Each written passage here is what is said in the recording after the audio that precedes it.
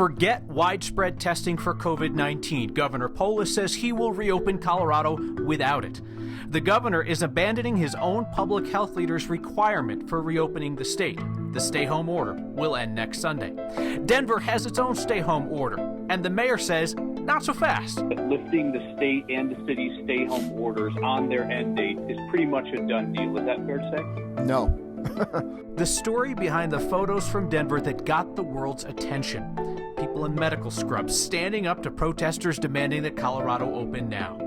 And an astonishing act of generosity. For the first 24 hours or so, we were just wondering, which of our neighbors would have done this. Someone rained restaurant gift cards on a neighborhood and might just save those restaurants in the process. That's next. Colorado's stay-home order is ending on Sunday, ending without the widespread testing for COVID-19 that the state's own public health leaders have long said we would need. Democratic Governor Jared Polis made that announcement late this afternoon. Colorado is going to reopen despite stagnant testing levels. Businesses can get back to business. Schools will remain closed for the time being. The governor says he would like to see bars and restaurants reopen by mid-May. It's a significant shift from the governor, whose own public health experts were saying that increased testing was going to be a requirement to reopening. If we had all the testing in the world right now, all the testing we wanted that we could deliver, it might mean that the social distancing, instead of 60 to 65%, maybe it would be 50%, right, for the next month. And we would love that. You could do more at 50% than you can at 60 to 65%. But we don't have all the testing we want. We're rapidly scaling it up. We have 10 times as much testing as we did when we started. Many county healths that we're supporting, Eagle County is there with regard to their ability. Many other counties are stepping up, and private providers and hospitals.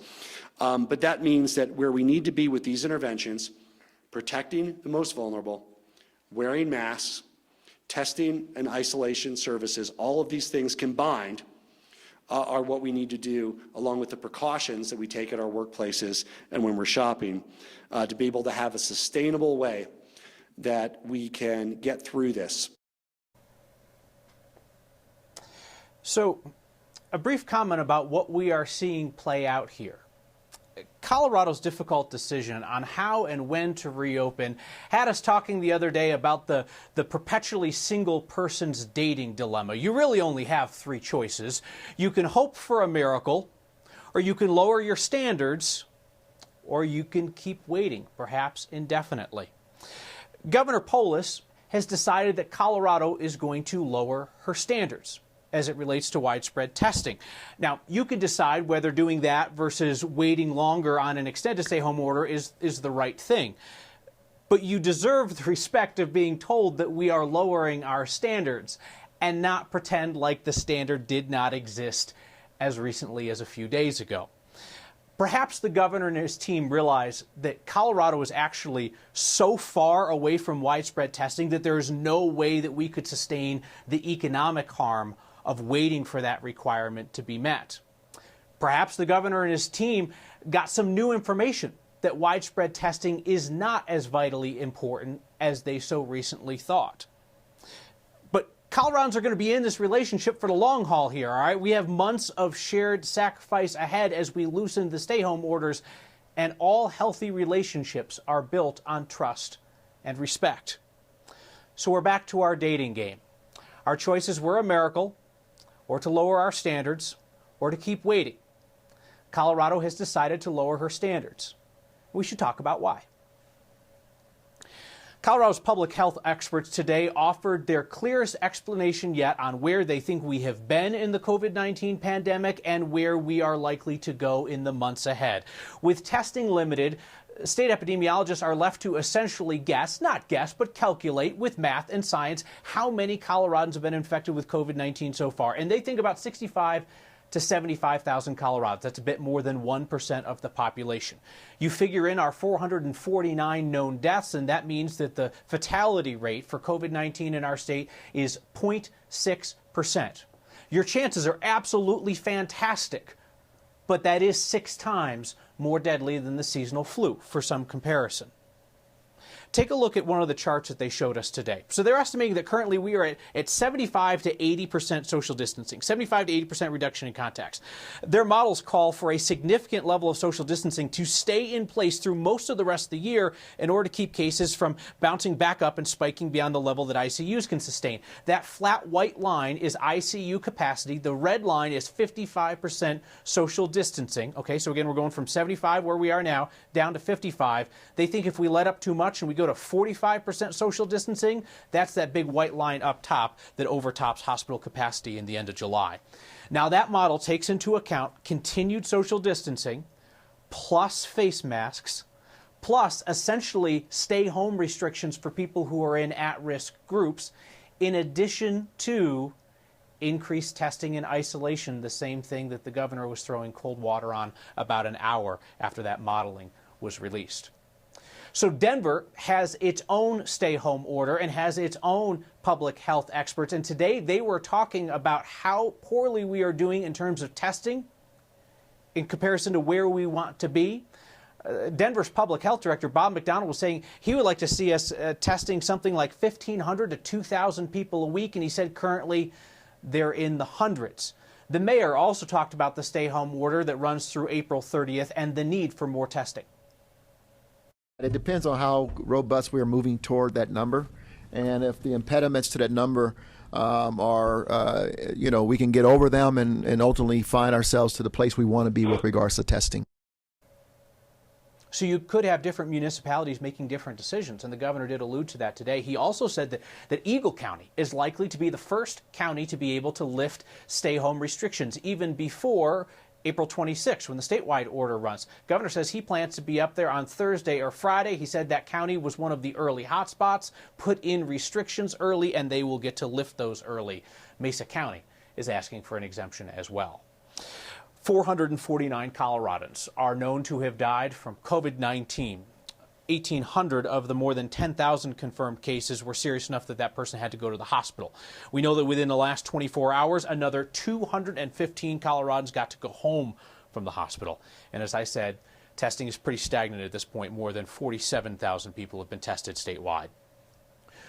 When anti-stay-home rallies were planned at the Capitol on Sunday, we expected to see the signs, we expected to see the chanting against the governor's stay-home order.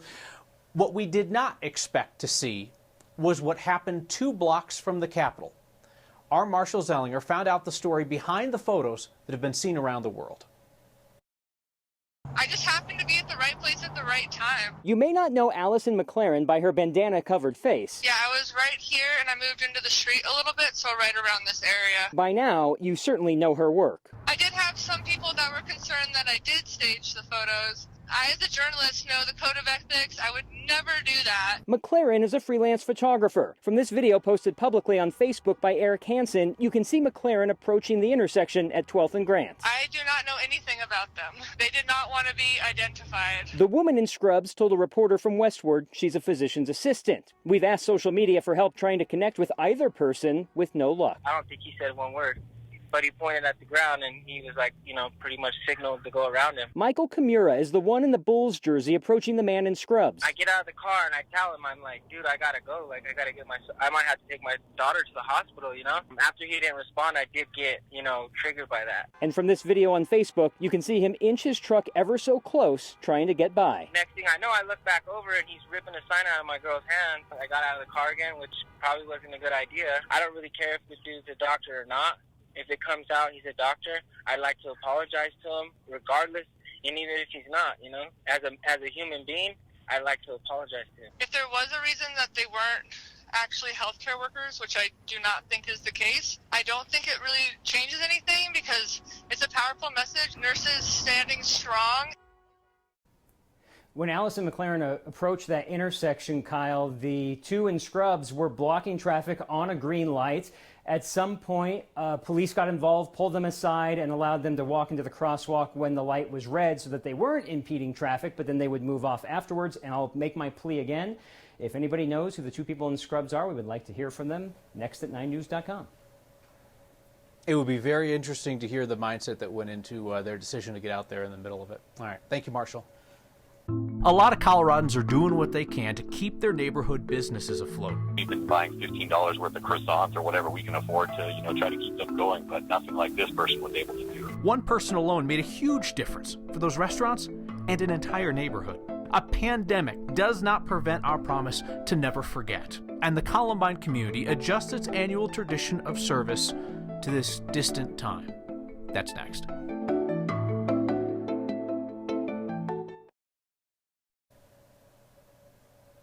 May I make a recommendation? This is where we point you towards something that didn't come for us, but I think is worth your time.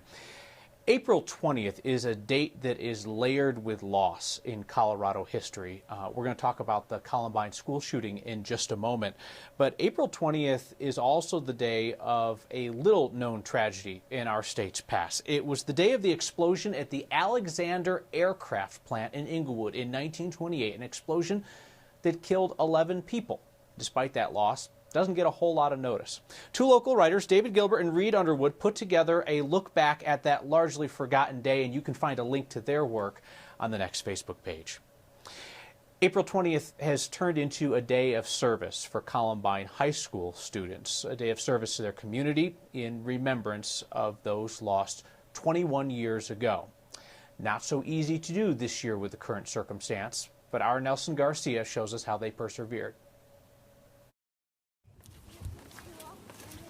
Dear Josephine, I know it is difficult to not be able to see your friends and family. Of all the ways to honor the victims of Columbine, we just wanted to tell you that we are thinking of you. Writing letters. We think about you every day and hope you are doing well. Is one way COVID-19 cannot stop students like junior Danielle Colleen. In the past, it's always been going out into your community, but obviously that can't happen. So I think it's really important that they know that we are all in this together, even though we can't be there with them. Junior Kim Modler also made masks, in addition to her note to someone living in senior housing. I know that this is an incredibly hard time, but the Rebel family wants you to know that we are all in this together. Social studies teacher Jeff Garko. Yeah, this is our 4th year for the Columbine Day of Service. Says students never even considered canceling it due to social distancing. We have so many people who work at our school who are connected to Columbine. We have 21 staff members who were either students at Columbine on April 20th, 1999, or were teachers. In addition to letters to senior citizens and essential workers, Garko says students are sewing protective gear, holding food drives, and doing neighbors' yard work. I think we're honestly even going to have even more people taking part in acts of service and kindness and gratitude this year than even in years past. Actions and words. Even though we can't see each other, we love you and we're here for you. To create something good. I hope you know that you are loved and that everyone in this community is keeping you in their thoughts and in their hearts. Out of something so bad. For next. We love you so much. Love the Columbine community. I'm Nelson Garcia. Did you have the least bit of doubt that the current circumstances this year was going to slow them down? Clearly not, as a community that is all about resilience and strength. Garkow, the teacher who is in charge of the project, said that students in at least 10 other states and countries as far away as Tanzania participated in this year's service project. You can still help out with what they're doing. You can find details at 9news.com/next.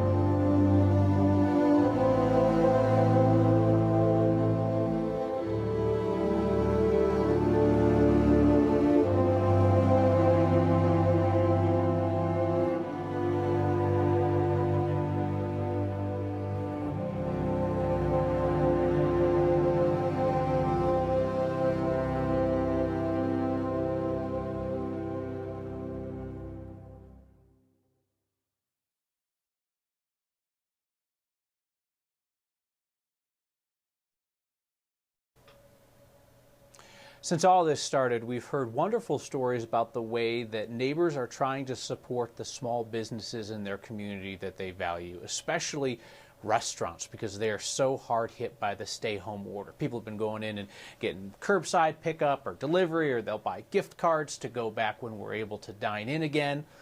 Well, somebody in the East Wash Park neighborhood decided to take that generous idea and turn it up to 11. Byron Reed has the story. Actually, if you think about it, it's kind of cool because these days it takes a little more effort for neighbors to talk and catch up. We love Wash Park. We had a baby at the time who now is in college. Sharon and Dan Kravitz have lived in the Washington Park neighborhood for about 19 years, but have never had an experience like the one they had Saturday morning. It's found a little gift box bag with a card in it, and thought maybe a family member dropped something off. Dear friend. And what they found, please enjoy these gifts. Really caught them by surprise. Yeah, we were really blown away when they opened what was left on their porch. And inside, we thought that there were like coupons at first, and then we started looking and realized that there were gift certificates worth $75 to 12 small, locally owned restaurants and stores. Sharon and Dan say the cards add up to $1,200. I keep counting it, trying to say, wait a minute, is this really what I think it is? Anonymously given to them and their neighbors. May you and your loved ones be blessed with good health. We're new to the neighborhood as about 9 months ago, and we just couldn't decide who would do something amazing like that. It took a while to process what this really was.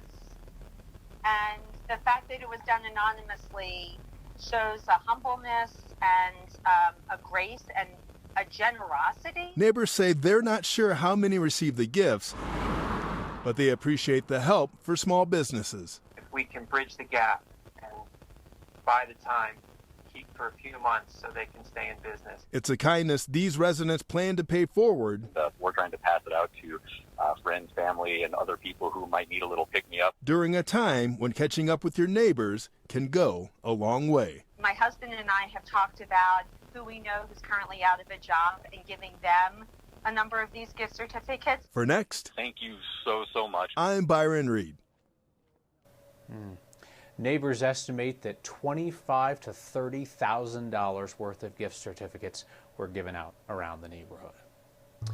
Did you spend your weekend watching the animals? I asked you to watch the animals with me. While us people are stuck at home, I think the animals are behaving strangely. Our continued project to track the animals and your feedback next.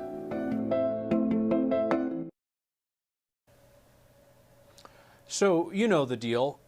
We're bored, we're stuck at home, and that's why we're fixated on whether the animals are doing weird stuff, because us humans are behaving strangely as well, or at least differently than we normally do with the stay-home order. You, too, apparently are bored at home and similarly fixated on the animals, because you're sending us photos and videos every single day. Take a look. Lynn in Carbondale had some lurkers peeking in the windows of her home. This is, I'm not sure if deer were behaving differently or if this is what she always sees up there in Carbondale, but maybe they just wanted to peek in and figure out what was going on with us. Teresa captured a moment between a fox and her kit, took the photo up in Edwards on Friday as the snow was starting to melt there. Teresa says this fox family is not new to her area, but she does appreciate that she gets to see them a lot more now that she's home. And Lynn in Aurora sent us amazing photos from the GoPro that she set up on her bird feeder as the Blue Jays are grabbing peanuts and posing for the camera. Here's the deal. You got to keep these animal things coming because so much of the news is so depressing these days, and we are so incredibly bored. Email next@9news.com or use the hashtag HeyNext. We finish, as always, with your feedback, a piece of text feedback to the line tonight. Hey, Kyle, Governor Polis shifted faster than those sticks on your wall. I don't know what you're talking about because the wood is not moving. A note from Rick who says, hey, Kyle, you do a great job. I really dig your newscast. I hope you aren't disappointed that this isn't an insult. I'm not disappointed at all, Rick. And thanks for everybody who sent a really nice note after Friday's show that closed with the guy saying that I should get fired or die of coronavirus. And James says, thanks for what I worth. Appreciate your team. Science, facts, and civil discourse are a critical part of our society, and I'm just a hillbilly from Western Colorado. Hillbillies love science, too. See ya.